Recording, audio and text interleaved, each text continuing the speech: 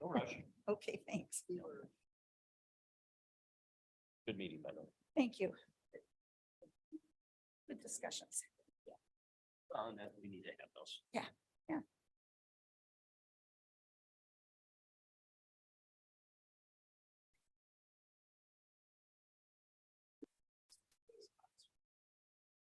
Because I'm always afraid it's gonna be like 9:10 or something. Well, that's a good. Morning. This is Michael Linder. I'm co-chair of the Legislative Committee.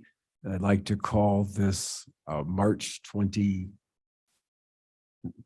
meeting of the Legislative Committee to order. Would you call the roll? Bates, Here. Doherty, Right here. Molina, Molina present. Silva, Silva is here. Strathman, Catherine here. Gums, Gums here. Linder, Linder here. Tepe. Tempe here. You have quorum. Thank you.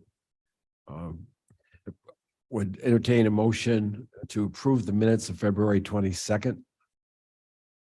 Bates moves. Bates moves Doherty second. and Mr. Doherty seconds. Any discussion, corrections to the minutes? Seeing none, roll call, please. Bates, Bates, yes. Doherty, Doherty, yes. Molina, Molina, yes. Silva, Silva, yes. Strathman, Catherine, yes. Gums, Gums, yes. Linder, Linder, yes. passes. Thank you.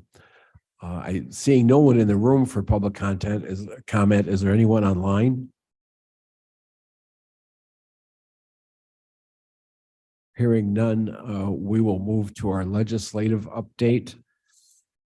Thank you to Ms. Gums for compiling a lot of this. And I'm assuming, is this Ms. Hill? Okay. Introduce yourself and go ahead and get started. It is really a tricky microphone there, You have to get real close. and you have to like, You have to kiss it. I don't even think it's on. It might even be on.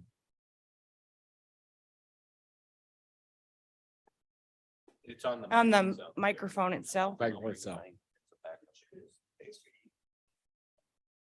How's that? Oh, Ah, there we go. you. Well, for those of you that don't know me, I'm Janice Hill, and I manage the county's farmland protection program, which we've had since 2001. I've been with it from the start, a couple years before the program was created, doing a lot of research.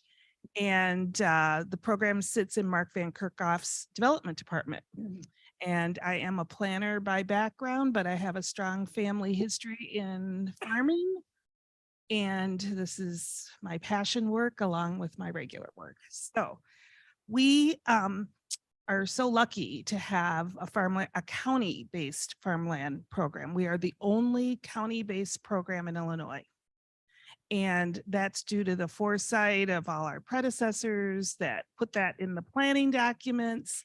And then when the time came, established an ordinance and created a program and a fund so that we could have this program to implement our overall goals of protecting our county's fine soils and farming sector and keeping that land viable. How the easements work, they're agriculture conservation easements. It's a completely voluntary program. Landowners come to us and they say, we want to sell the right to develop our land. We want to keep our land, but we want to sell the right to develop. And so we work out that transaction and we receive federal funds. We apply for and receive federal funds to lower our county cost, and we're able to do more. And that federal program is really important. It's gone by different names over the years, but it's always part of the Farm Bill, which is a 5-year funding mechanism. And to date, we have over 6,000 acres of permanently protected land. We have several in process right now, a couple thousand acres of applications at various stages. And we always have a waiting list. And so we are staff is always grateful that this board has always been in support of this. funded this work, and we believe it's really paid off for the overall good of our county. And we're often looked to around the state of Illinois, even our neighbors, DeKalb, McHenry, Will, they ask me to come and speak all the time and say, tell us about your program and how you do that. And, you know, they don't have a county program. And, you know, farmers can own land on, and often do, on either side of a county line. So you could have a farmer in Kane County with an easement, but he's got land across the road on the other side of County Line Road, and he couldn't apply for farmland protection in DeKalb. So it really is frustrating for some landowners because they would like to have what's called a, you know, program started within the state and then the state of Illinois, and then they could participate. So there has been a group that's put together some legislation that is now working its way through the Illinois legislature. And it's a mouthful, the Illinois Agriculture and Natural Resources Legacy Act. I hope I spelled agriculture right there. I think I did. Senate Bill 2011, House Bill 2573. And I'm here today to tell you a little bit about that, how it relates to our program, why I'm in support of it, and how it will relate to the upcoming Farm Bill. Here we go. So as I mentioned, we have the only county farmland protection program in Illinois that this board authorized under Ordinance 0167, 2001. We did a couple years of research before that. But you can, most places around the US have a state program. Most places, they might have a county program too, but they operate within a state program. And this map here of the United States shows the various states in color that have programs and that have worked hard over time to fund and support these easements. And Pennsylvania is probably the top state that has easements. And of course, we looked to them when we created our ordinance. We looked to New York. We did research everywhere to see how this program worked. But those that have been around for a long time, since the 70s and 80s, were great models for us. But in Illinois, we don't have a state program. So this could be very helpful, not only to our neighbors, but to us as well. And I'll tell you how in a minute here. So as I mentioned, the federal funding that we use for a match to double our funds essentially is through the Farm Bill, and that's activated every 5 years or reauthorized every 5 years. And right now we're operating under the 2018 Farm Bill, also called the Agriculture Improvement Act. It's going to expire in September. Now, every once in a while they'll extend that date, but for the most part, you know, it'll end at that time.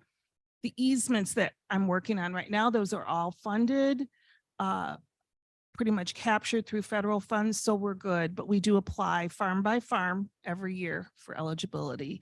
And of course, we work with our Agriculture Committee and our Farmland Protection Commission to make sure all of our applications are in order.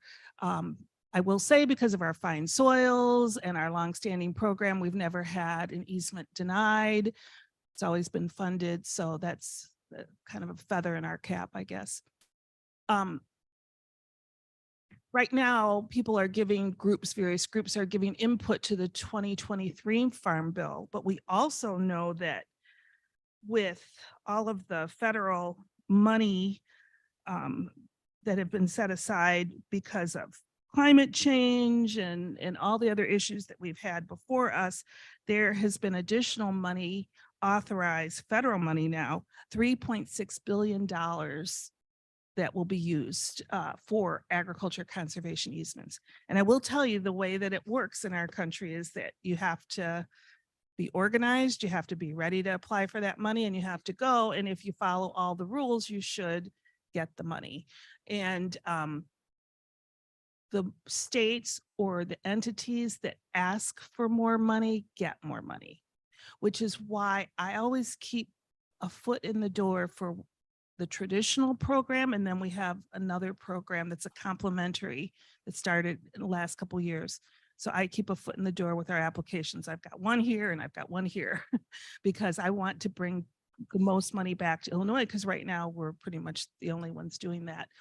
If I don't apply, if we were to let that go, then they would bypass that and send that money on to other places. In reverse, when other states haven't used their money with the deadlines, we've been able to capture that here and bring more money in. So, but there's one pot of money that we all have to share. And so for Illinois, if we don't have our foot in the door as a state and don't have a place to capture that money and a program to administer that, to get it down to the local level, our neighbors and other states will capture that money. It's there. It's just who's going to be in line and ready to go. So I believe that's the best part of this bill, is the timing of this, because you never know how much money is going to be there in the future for these things, right? But we know this money is there to capture. I always call it bringing our federal tax dollar back to our location here for our land and our farmers. So that's probably the most important thing I think that will happen. If this were to get approved, for example, I think we would probably apply to all three, right? We would have our RCPP, the traditional ale, and the state, if we have applications ready to go and we have our local match, because we maximize. I'm sorry, what's CPP? RCPP, it's a regional conservation planning partnership program that we participate with partners around the state. And there are some easements that are being captured through that in other counties, but we also have some coming through here. Was in a way that we could get extra money. That has a deadline as well. That's not an indefinite program. That's kind of like a pilot that's going through now. So that is the reason I think it's important for Kane County. Of course, I think it's important for our state, and I think it's important for the other counties. So of course, we're going to have our upcoming farm bill, and who knows what's going to be in that. We'll see. But of course, I think this program has stood the test of time, and we'll continue to see it in some form. How much is allocated, I don't know, but we want to be prepared to capture that money. And Can I ask you, are you at a point where I could ask a quick Sure. question? Sure. As it relates to your applications, of the applications that you're filling out, are they pass-through grants, or are they direct federal grants? it's, I'll tell you how it Both. works. Yeah, what we do is, thanks to the generosity of this board through the Riverboat Committee, that's how we fund our local match.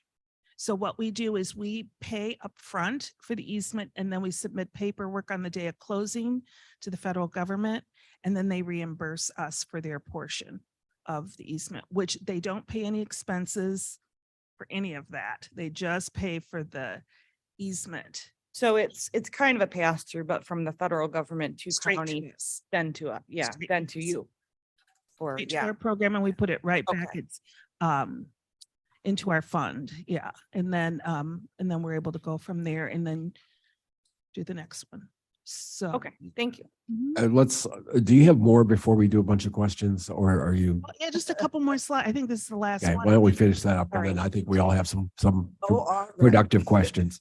Okay, yeah, I could talk about this all day long. So it's fun to be here. I love it. So just to give you the context of the federal money, is the program has been called many things, as I said, over time, but right now it's called the ASEP ALE program, Agriculture Conservation Easement Program, Agriculture Land Easements. It's a big part. That whole pie chart there is the entire farm bill. Actually, you could see 80% goes to nutrition programs, which are super important, but our program falls within that conservation category, and it's only a sliver of that 6%. So it's not, relatively speaking, within the farm bill, it's not a huge program, very important, works with some of the other programs as well, but this is pretty small within that. So being able to capture local dollars, however the state should decide to do that, to bring that federal money back is going to be, is really important. And this legislation allows for that. What this Illinois legislation states is kind of like three things really. It creates this Legacy Act, it's called. It creates a separate fund within the state treasury that's going to be managed by the Department of Ag. Because you always have to have a corresponding fund with anything, right? And from that fund, grants will be made for easements, qualified easements that have an application that's been approved by the Department of Ag. And then they're creating this Agriculture Legacy Council. And this Legacy Council is going to look at the grant awards every year and review them and approve them, and make sure they're all consistent with the requirements, and that'll be their job. So I envision if we were to, we'll still apply our own as a county, but let's say this was all approved as is, and we wanted to maximize, send another one through, it would go through this Legacy Council for review. And then we would be competing then with everybody else around the state every year that applies. And then if funded, then we'd go from there. So that's the way it would work. Let's see, I think I might have one more slide. Yeah, of course, I will be at Agriculture Committee tomorrow to explain everything else about it, but I'm very positive about it. I know that it's in review right now. It's been presented, it's been in review. There could be changes, you know, there can always be changes, but I would think that would have to happen. And I'm anticipating final action by the state legislature by May. And so I'm hoping for a positive from them. And it went through government committee unanimously. So that was good. That was good.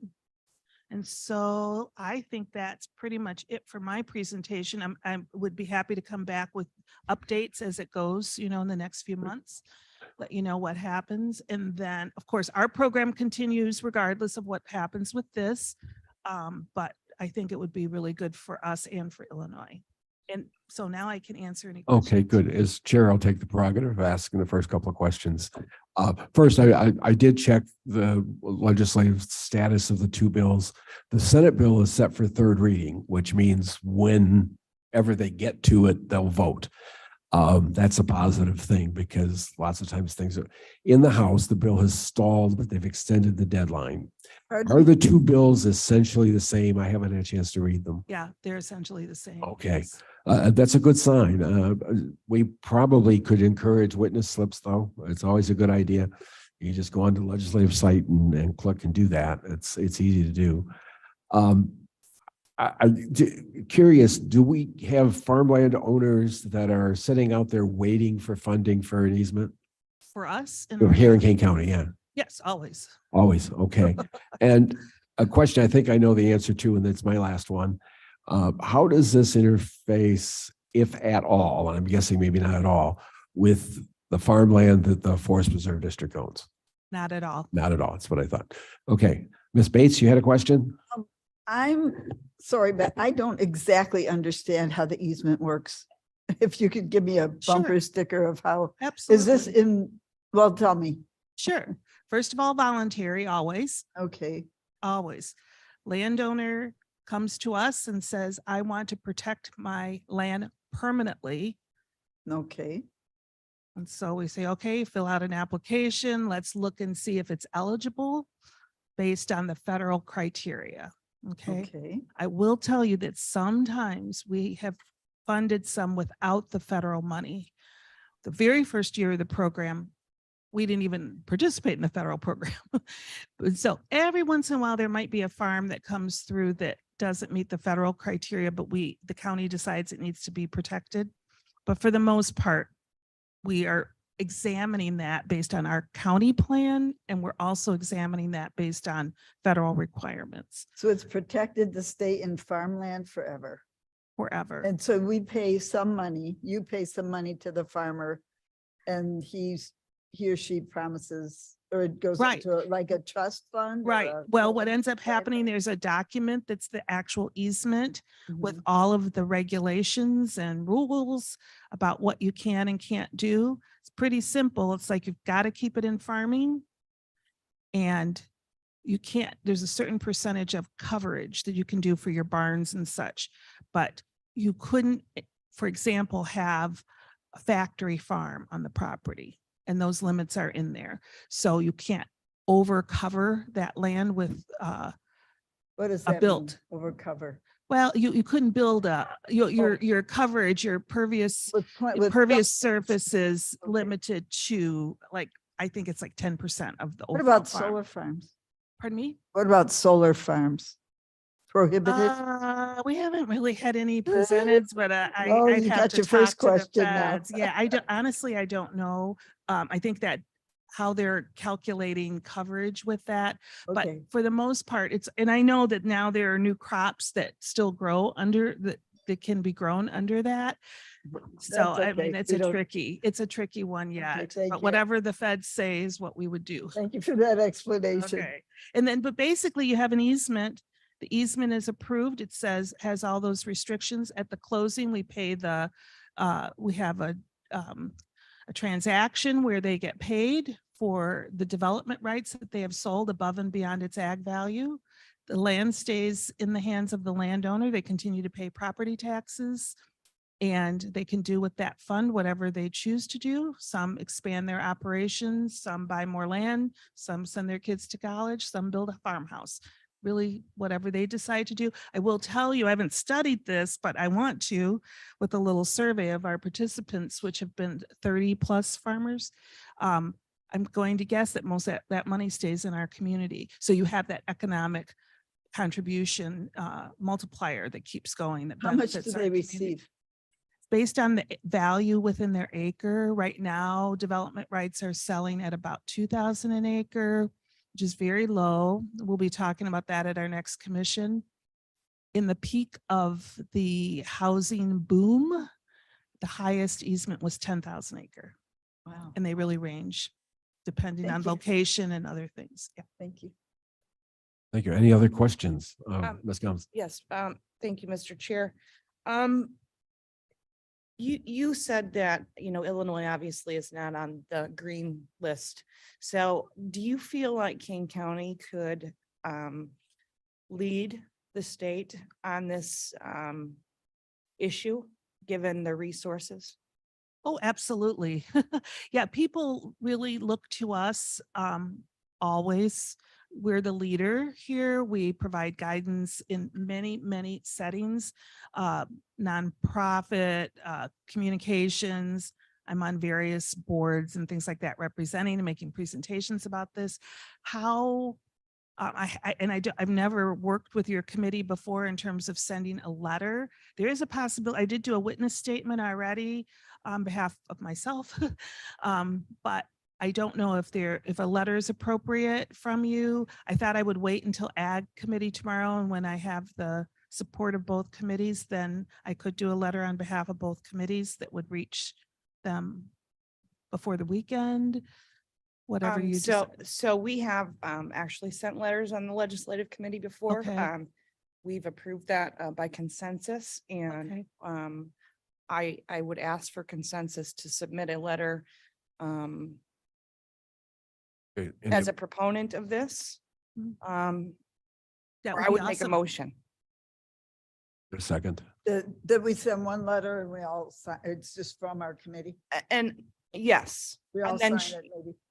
yeah, well, we'll sign it, the legislative committee, and then whatever. That would be But awesome. then, if that will help. Would be certainly. awesome. And I could help you with the drafting if you need, and then we'll have something that both committees can use. I mean, make this adjustments as you see fit, and then Ag and I'll have Ag. legislative. I'll ask Ag to do that tomorrow. That would be awesome. That would be Okay, just awesome. anything we can do to help. That would be And great. we appreciate you coming today, because our vision here is to get legislative issues at the legislative committee.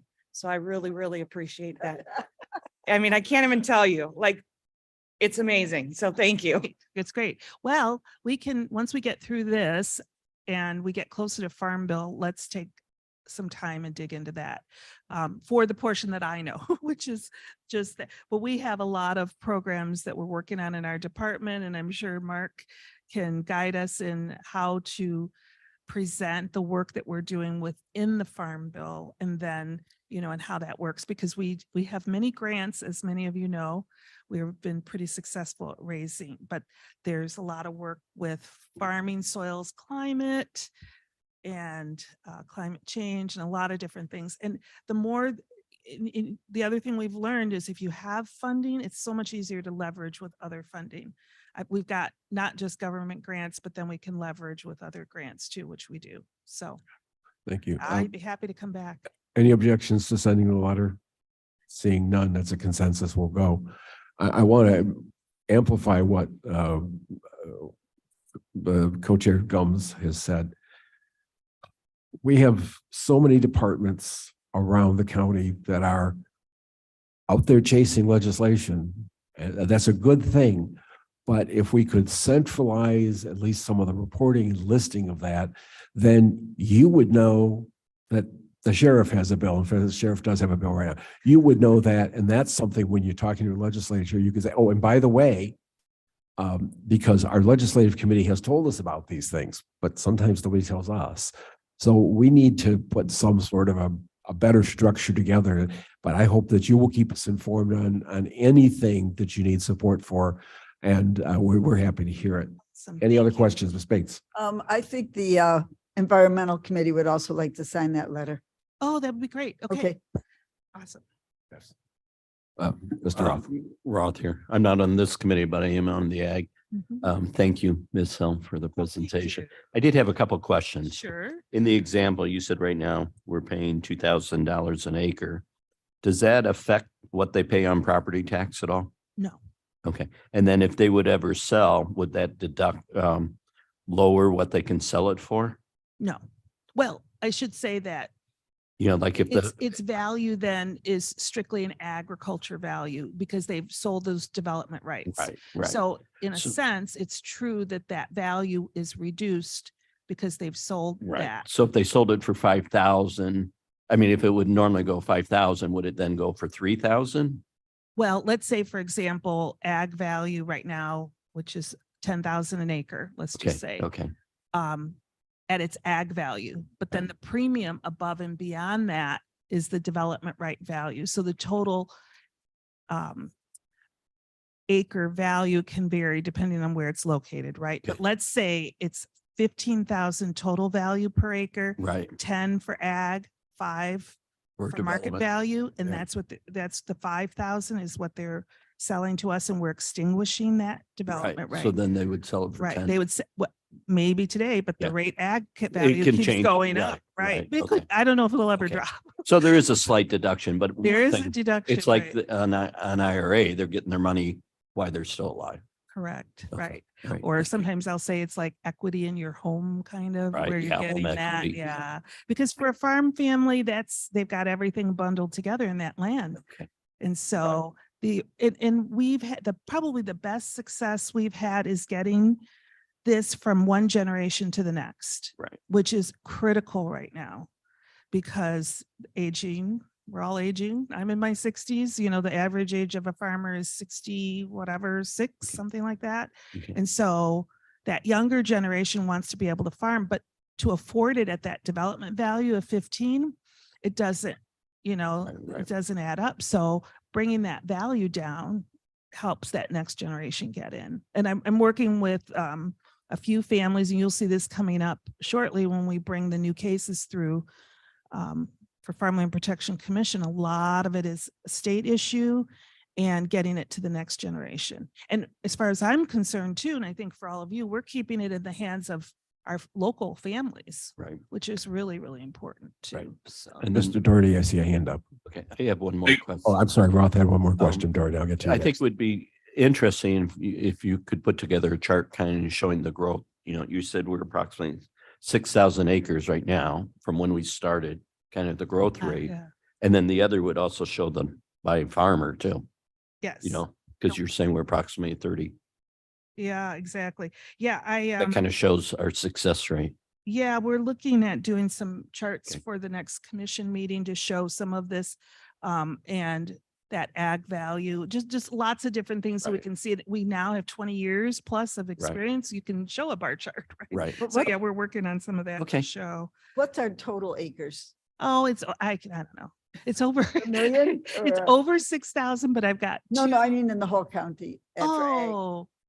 500, Okay. I don't know. Then I'll I've put got I'll make a chart. 40%, 46% of the county is still farmland. Yeah, I want to say that our ag is 168,000, something like that. Yeah, so we got So we to grow. we have room to grow. Okay, Exactly. thank you, everyone. Thank you, Ms. Mr. Doherty's been waiting. Mr. Doherty, go ahead, please. Yeah, you said that they apply for this, they get the grant. And then Russ brought up an interesting point about sales. So then once they've done that, they can never sell it for anything other than farmland? Correct. But they can sell it, and we have had the transactions turn over.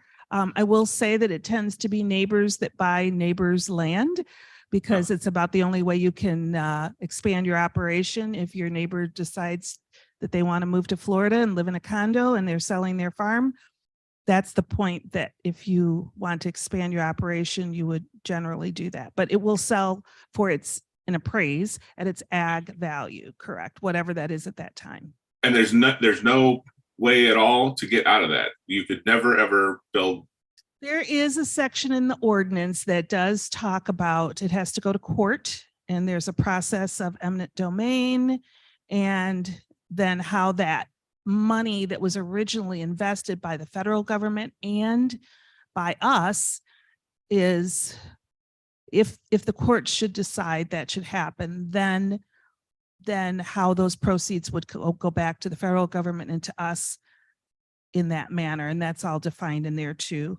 I will say that we haven't ever, or your board has never made a revision or amendment to the conservation easements.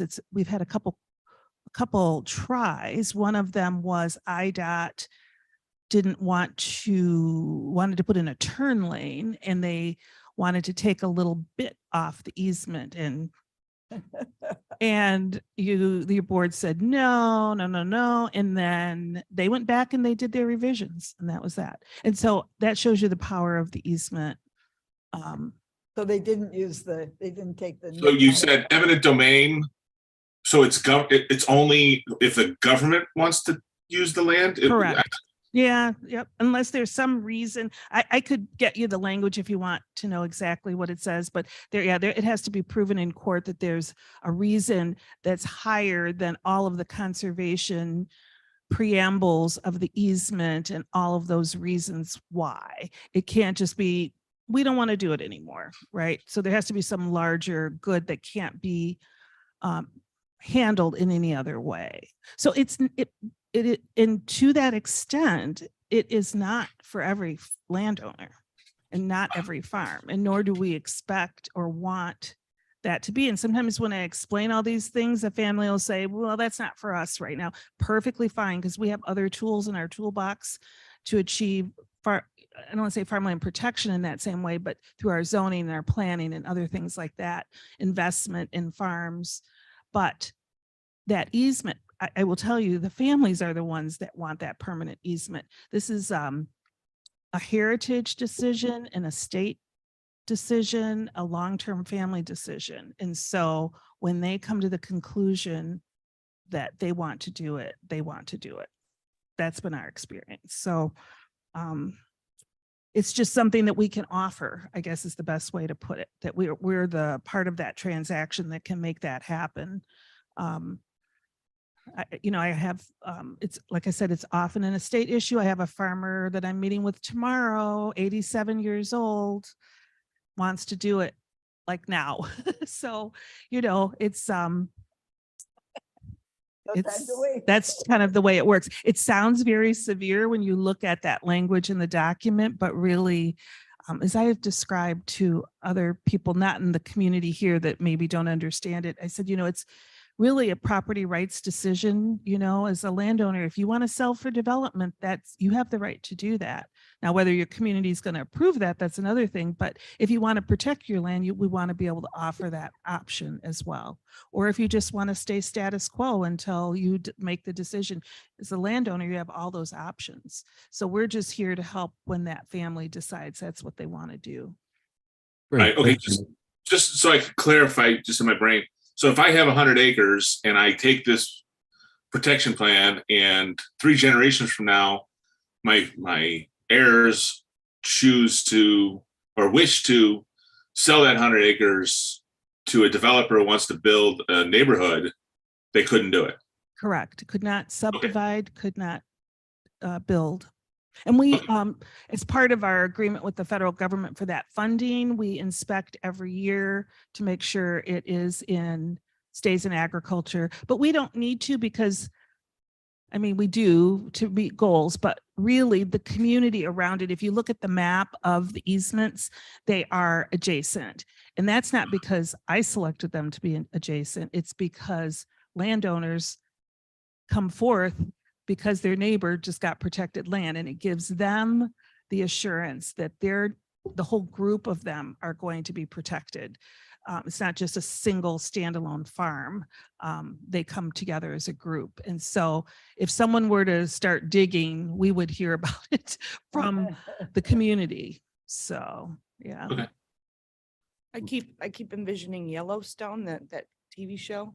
Mhm, I know, right? I Right. I don't know if that's a good It is. comparison, but It's I think so. exactly. It's kind of amazing that but it's a big issue throughout the country. You know, this is not just us. We are in that path of development, and then it's everywhere. I mean, we started the program because the first family raised their hand, the Mangers brothers, and said out in Caneville, like, we'll try it. And that they were our first farm, and we want to do this. And the story I always tell, this is back before email and whatever, my phone rang off the hook. They were barely home with the check in their hand, and the whole community knew, like, this is a real program, let's do this. And that was how we started. But that's not because I was out there saying, please do this. It's something that the community wanted, and then they went from there. And it's a lot of the families are related too. You may know that, you know, we have, it's when I say a family program, it really is a family program. So that also makes me happy as well. That's a great presentation. Any more questions?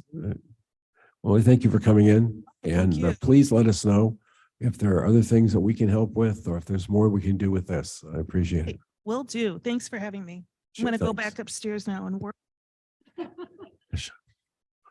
Yeah, that's what I was thinking. All righty. So moving on, we have some updates on other bills that are moving through the legislature at this time. There's actually quite a bit of positive news in terms of some things that are happening. Ms. Gums, did you want to start? Sure. I mean, I've got a list of like hundreds, Yeah. but that I keep track of. And just to give you an idea of all of those on the list. So what I do for me, and maybe it's helpful for the folks on this committee, is I take all of our King County legislators and I look at all of their bills, and then I put them in their own little, spot. And then I track them individually by each legislator. And oftentimes, we are all pretty familiar with how to do this, but when something's not going to move, right? So now we're at the point where we know things are moving very quickly. And in fact, from last night to this morning, this list is kind of, it's like, Right. I kind of, I have Senate bills and House bills for pages, and I pull a few off just to give an update. So let's just do that. So the sheriff was going to be here for this. He's running, he had another meeting and won't be here. So his bill, the corrections bill is moving pretty quickly through, and hopefully you all had a chance to look at that. I won't go into all the details on these unless you want me to. Some detail would be helpful. So you didn't, okay. It amends the corrections code, and it provides that if the county jail located in the county where the committed person was residing immediately before his or her conviction. Oh, that one, okay. Yeah, that one. So, Okay, okay, you know about that one. got it. So that one's moving along pretty good. And that was a bill by our own Representative Matt Hansen. It has quite a few sponsors on it. Looks good, which is a good thing for the county. Obviously, we know our sheriff's doing amazing things and is a leader here in King County, and people are paying attention. So that's good. In fact, Georgia had a conversation with somebody in Georgia looking for a PowerPoint from our sheriff so they could implement some things down there in Georgia. What else do we got? The coroner's bill. The coroner's bill is essentially, in short, raising the fee from $50 to $100. That is moving very good and probably should be done today. I would think. Also, we have the HB 3203. So that is the one that allows pharmacists to sell the fentanyl testing strips Okay. over the counter. It's not moving very well. And there's lots of discussion on it. But I actually think it's gonna go. I think so too. And there was a recent amendment that said that retailers would be able to sell, wouldn't have to be just the pharmacist. Good. So it could Yes. be, I don't think they would leave it out with aspirin and the condoms, but Yeah. it would be available to people whether the pharmacist is there or not. Yeah, and that language specifically addresses harm reduction. So we're all aware of what harm reduction is. And, you know, whether we can't legislate our way out of, as you know, we can't legislate our way out of drugs. People are going to do the drugs. We just don't want people to die. And, you know, the notion that, well, if they choose to do the drug, then they're taking their chances is ridiculous. So, And these strips that would really allow a citizen who buys illicit drugs on the street to use a test strip to make sure that what he bought isn't laced with fentanyl, which is, you know, in a perfect world, we'd just get rid of all that kind of trade with drugs and get, but that's not going to happen. So making these test strips available is a big deal to me. well, yes, and you know, we have teams that the health department, as you know, we have teams that go out into the community and they are out at 2 a.m. or 1 a.m. and they hand out the test strips, clean needles, all of that stuff. That's the harm reduction. That's the, we don't want people to die stuff. So I think that's great. That's me. But also along the mental health issues, Senate Bill 1403, which is the task force for the 988 crisis line, I believe that's done and passed. So what that does is it creates a task force to, because this is a new system. So it's an evaluation period, right? So I think there's 12 individuals. I can't remember off the top, but Yeah. they'll get together and make sure we're doing it right and getting it done right. Right. And I think there's funding for them to bring in some experts to help them and that sort of thing. And they're expected to come up with specific recommendations by the end of the year. So this is something that there could be legislation to create next year. And, you know, maybe a Yes. year from July, we can have something in operation. Probably not, but it's hopeful. Yes. Probably not that fast. Yeah. I had an idea. It's probably not a new idea, that we create something that would be, instead of, in addition to 911, would be an 811 call, where instead of calling a officer, an armed officer, you would call a social worker for a mental health crisis. That is 988. Well, is that the same thing? Yeah, it's crisis and suicide Yeah. prevention. So your 988 is exactly what you just suggested. No, I don't think so. It is.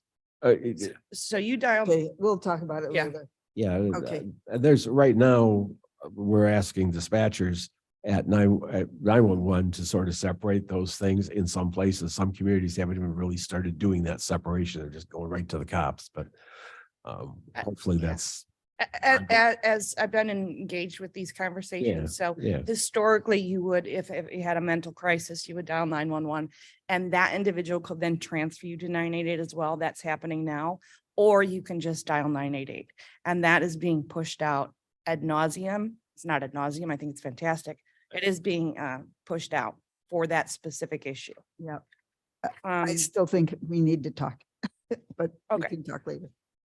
I did have a couple more things. Listen, honestly, they're in session right now. And as one of your legislator chairs, I'm in constant contact with our legislators. So I have an update on the senior tax freeze moments ago. We have bills coming out our ears about the senior tax freeze issue. So that would raise the cap. And I would like Mr. Tepe to speak on this as well.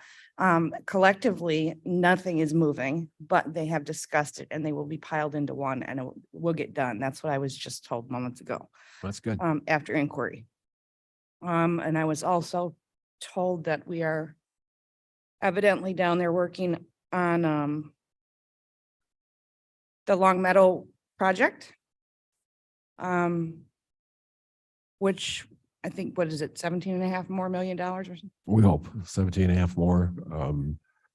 I read in the paper now that Madam Chair is asking Lake County and Cook County each to pitch in $1 million to help.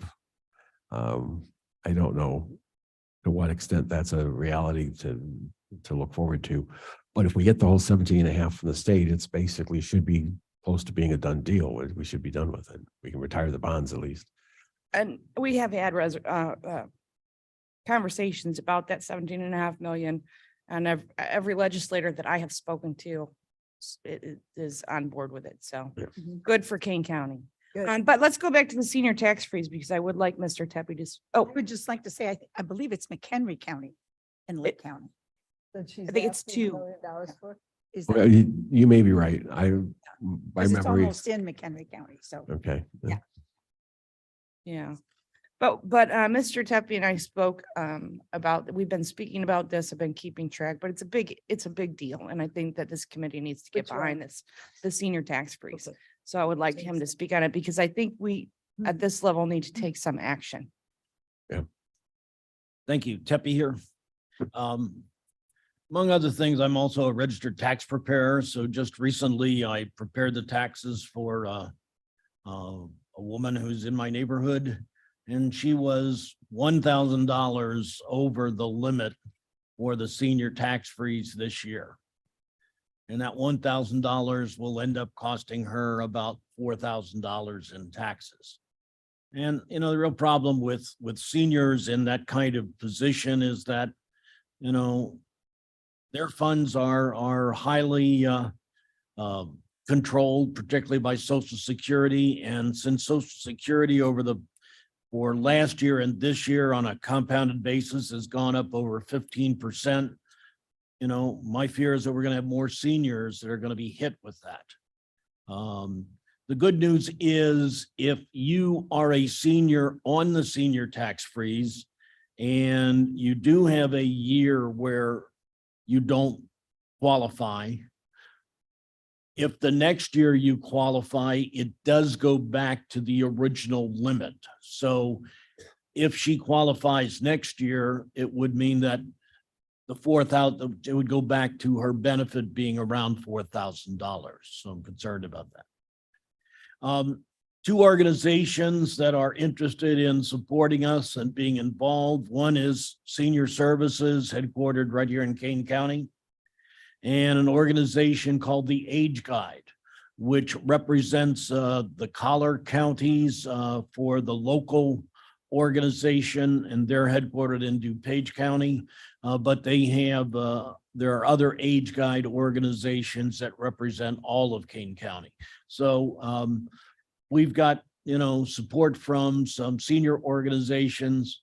So the more we can continue to work to make this happen and keep in touch with our legislators, the more friendly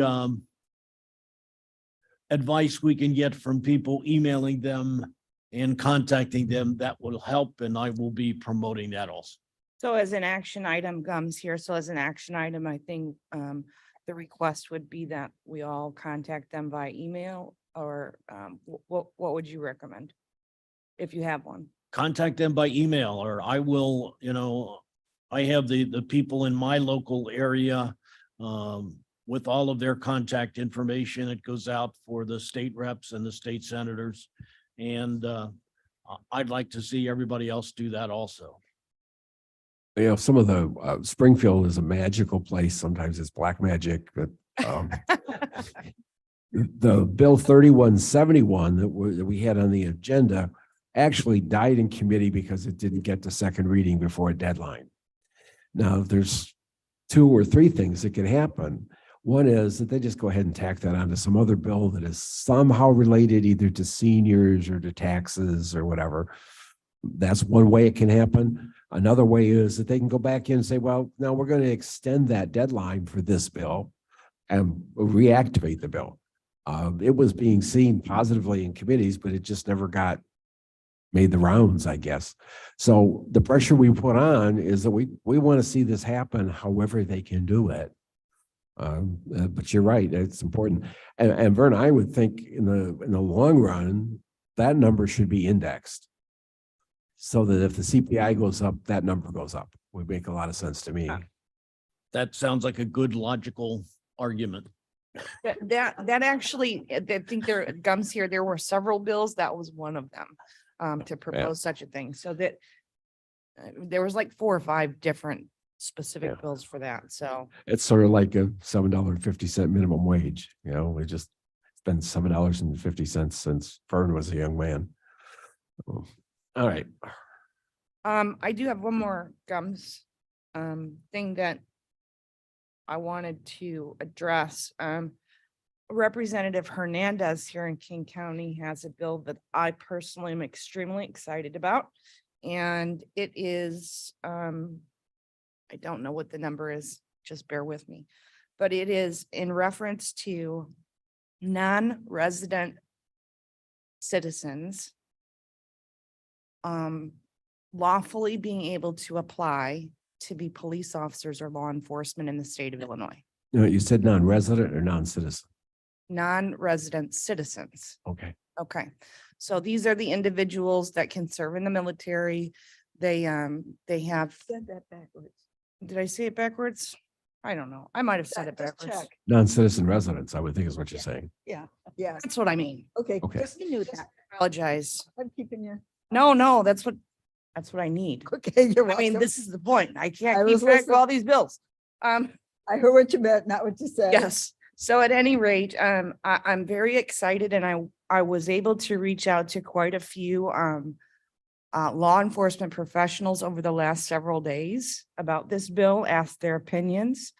It was a little bit split, I think leaning more in the positive, but there was a great suggestion for a friendly amendment to allow for those who had served in the military with an honorable discharge. That would be a super, everybody would love kind of amendment. But as you know, we have arguably from several different reasons, a shortage in our law enforcement community. So we have individuals that are not allowed to apply to be law enforcement officers. And I think this bill is great. Any thoughts? Good. I have one more too. We've ad nauseum gone over this Open Meetings Act, a remote bill or law that's out there. The only amendment or change to that law that I've seen that's come to the surface is House Bill 1066. And what it does is it adds to that list of illness or disability, employment or work for the county and family emergencies. It adds to that childcare, which makes sense. But the language is a little bit sloppy because it says special circumstances such as childcare. And I don't know that that's very well defined. But again, that would have to be part of our ordinance. So the ordinance that we're going to vote on at the board meeting coming up would then have to be a new ordinance to amend that to add this. If and this passes the legislature, we still don't know. It's set for second reading.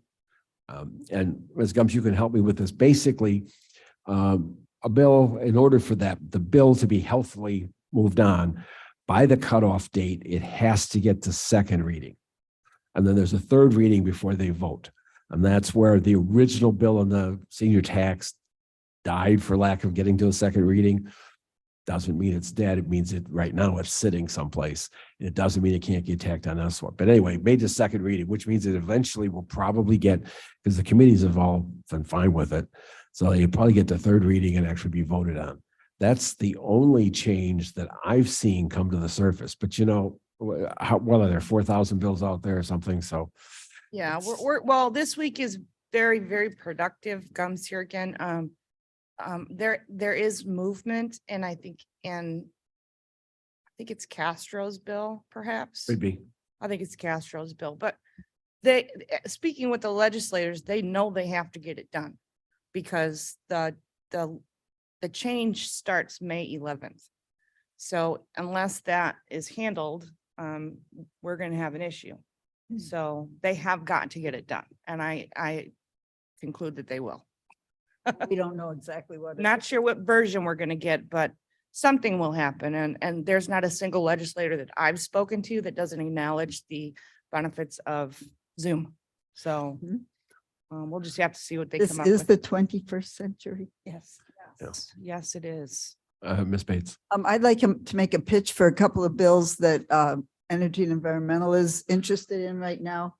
One is the remove polystyrene foodware from restaurants.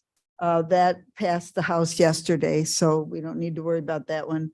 Another one is House Bill 3119, which is about it's called the Carbon Dioxide Transport Bill, which has to do with carbon capture and sequestration, which I could go on for about as long as Janice Hill could talk about farming. I could talk about carbon sequestration and capture. So, but it does have to do with capturing carbon and putting it into domes, geological rock formations that are in central Illinois, basically turning Illinois into a great big garbage can for the world's carbon, captured carbon. And even though we may not be able to stop it, we want it to be safe. So that's what HB 3119 is about. So we're supporting that. There's another one, House Bill 1608, which is called the Lake Michigan Coal Ash Bill, which has to do with this horrible residue from coal ash that's so polluting. One important location is in Waukegan, where the coal ash pond is close to Lake Michigan, and it's needs to be shut down, moved. The coal ash is in a pit that doesn't even have a good liner. You know, like they would put it a modern landfill would have a impermeable liner. So that's House Bill 1608. And then there's another bill, House Bill 1079, that we'd like to oppose. So thank you for letting me pitch for environmental. Sure. Anybody have anything else? Yes, Mr. Chair. Sure, Ms. Strathman. I apologize. I don't have the number, but local rep Anna Moeller has introduced a bill that would prevent townships from putting the restriction on where they put money, that if the organization provides money to non-citizens, there has been some discrepancies that they weren't eligible for to receive the money. And Anna Moeller has introduced a bill that would stop that practice. And that would be emergency funds. Yes. Mhm. Wow.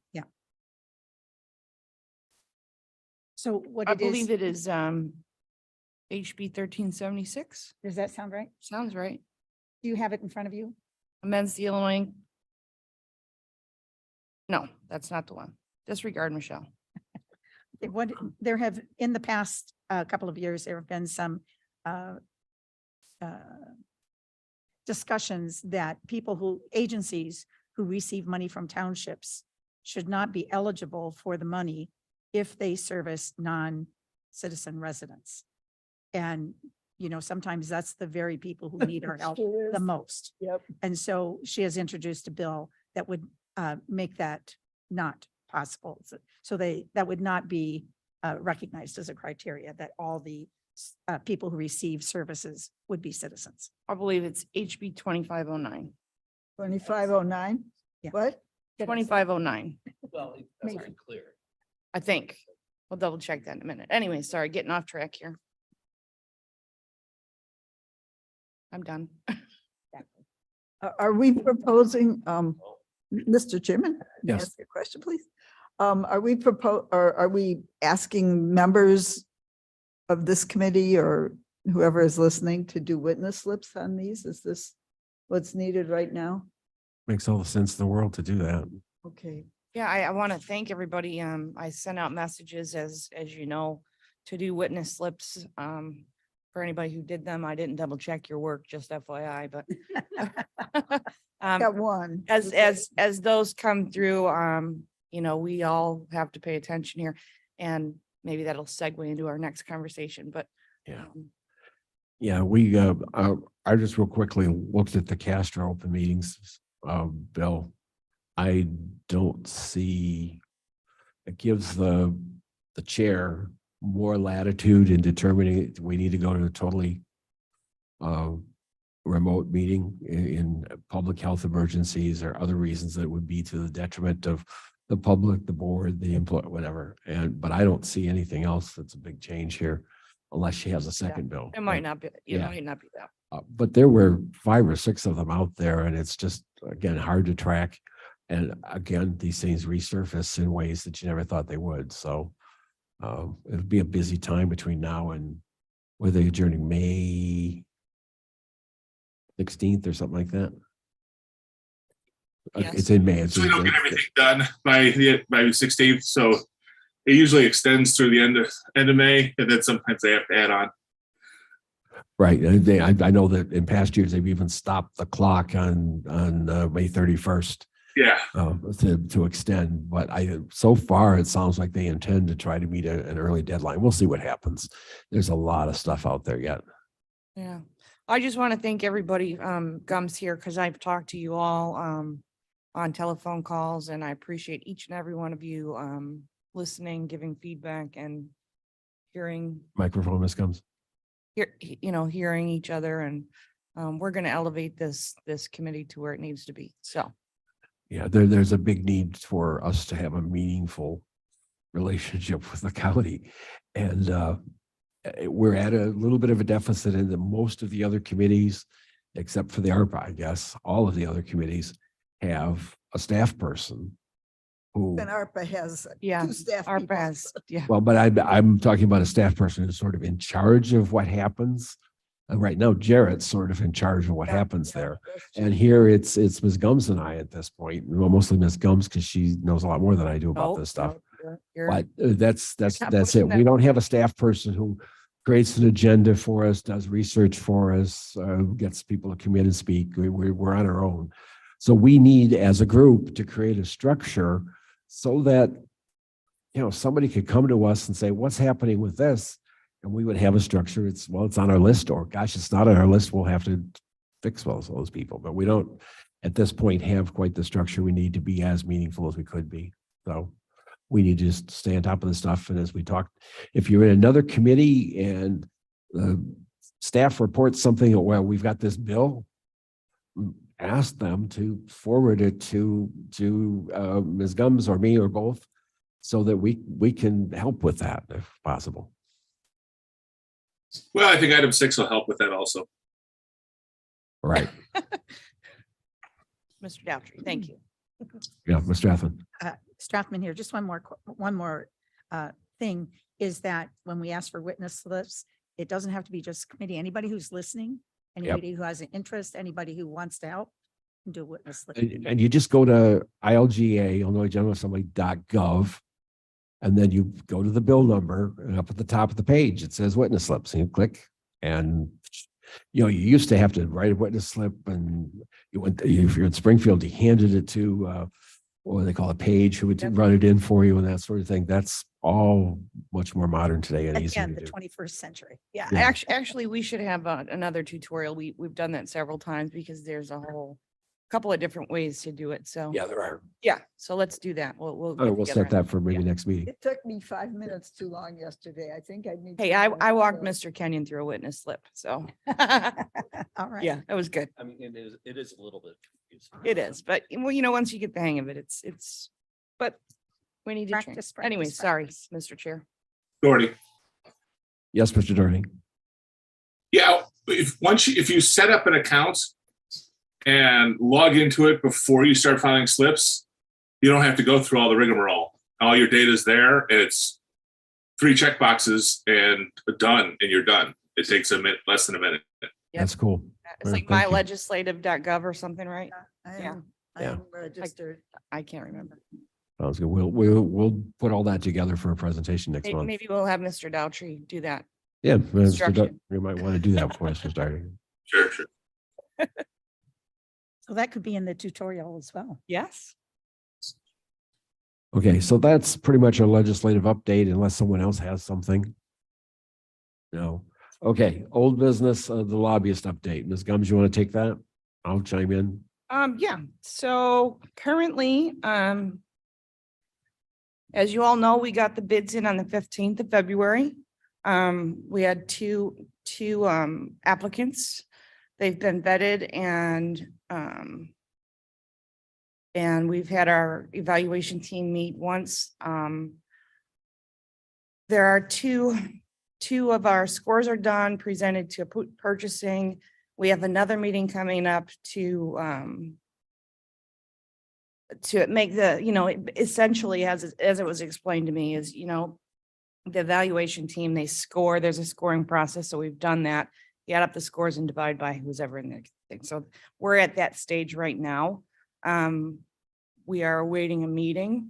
I think we might have gotten an email this morning to schedule that, but A meeting with. so it's myself, Mr. Linder, and Madam Chair on the evaluation team. We also have purchasing. So Karen Keitzman is helping us navigate all this. We had a meeting with her yesterday. So she has our scores as well. So we're waiting on one more score and then we'll get you this job done. Will be done by Friday. No. Yep, that's what I think. Estimated time, Friday, maybe. it'll be done by April's meeting. So, yeah, I mean, so initially, I'll be honest with you, there was obviously a time constraint with the earmarks that were out there. We've since passed that. We were hoping to have had this process done. But we had a few hiccups here and there. But it'll get done. Yeah, and the Long Meadow Parkway issue, which was one we were concerned about. Madam Chair arranged through the Transportation Department to get a single issue contract with one of our candidates for lobbyists for countywide. And she was able to do that very quickly because the cost of that then is a limited thing was under the allowable purchase amount, and transportation is paying for that. So that was our big time constraint thing with in statewide for getting this done, and that's now in the hands of Dan, what's his name? Showman. yes. Showman, yeah, as a lobbyist, he's assisting with that. So Yeah, and just additionally, you all had asked for those or for the proposals, and I sent them to you. I'm pretty sure everybody got them. You didn't get them? Okay. I'll make sure you get them. But any old way, they're great. They're two great teams, and I think we did ad nauseum research, just to be clear. I spoke with, without getting too detailed into the process, because we'll discuss that after the fact, I guess, but we did everything that was expected of us in the RFQ, following those instructions, and now we're just waiting for this final meeting. right. Doherty. Yes, Mr. Doherty. So we knew 30 days ago that this was urgent. And 2 of the 3 people got in what they needed to get in or did their homework. Do we have some sort of excuse as to why this wasn't done properly? Mr. Doherty, Gums here. Yeah. I cannot tell you. I cannot answer that question for the other person. So they didn't give you a reason why they're not doing this in a timely manner. That's all I'm asking, is they give you a reason or not, you know? No, Okay, Yeah. but we are working through that. And we're We had a working meeting through it. yesterday, so Yeah, and hopefully setting up another meeting in the near future to which we can all be present and get it done. Did I move to adjourn? Pardon me? We ready to Yeah, adjourn? is there any other new business? Seeing none, no need for any, oh, Ms. Strathman. I just wanted to point out in the chat that Mark Avalar has put in that House Bill 3350 is dead this session, which is the mental health and domestic violence bill. Okay, yeah, well, Too bad. that is too bad. Yeah, that's a shame. And sometimes those things can come back up, but That's it's not real. They have to extend the deadline or tack it on to something that's related. So it's a shame. That was a good cause. All right, anything else? Okay, no need for an executive session. And I think Ms. Gums and I have commented out the wazoo. You don't need any more. So Ms. Bates, you had a motion. It's moves to adjourn. Is there a second? 30 seconds. Strathman seconds, Darty seconds. We got 2 seconds. That's great. Strathman, I guess, was in first. So all in favor, say aye. I. Opposed, same sign. Thank you, everybody. We did pretty well starting late and ending